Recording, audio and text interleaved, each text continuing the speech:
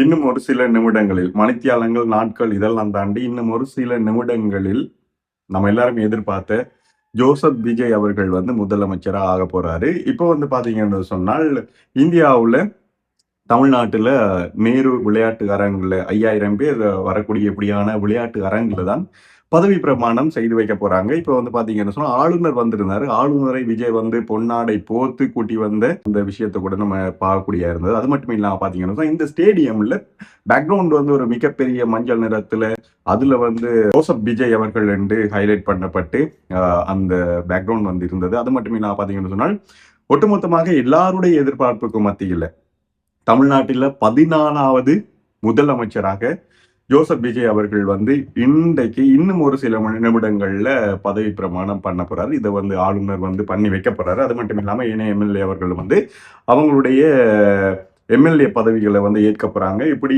ஏகப்பட்ட மிகப்பெரிய ட்விஸ்டுகளுக்கு மத்தியில இன்றைக்கு அந்த விஷயம் வந்து நடக்க போகுது.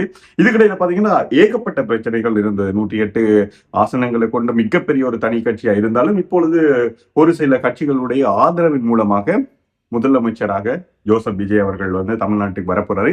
இது 14வது முதலமைச்சர் என்றது முக்கியமான விஷயம்.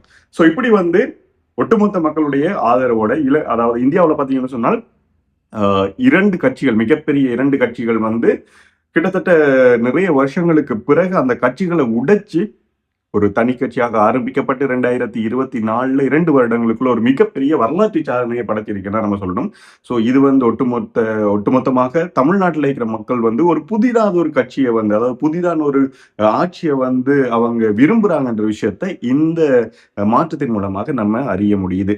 பொறுத்திருந்து பார்ப்போம். இன்னும் அந்த ஒரு சில நிமிடங்கள்ல நீங்க எதிர்பார்த்த அந்த தருணம் உங்கள் ஜோசப் விஜய் ஆகிய அவர் என்றது நம்ம அந்த குரலை கேட்கலாம். அடுத்ததாக இன்னும் ஒரு அப்டேட்டான வீடியோட நான் உங்களை மீட் பண்றேன். நன்றி.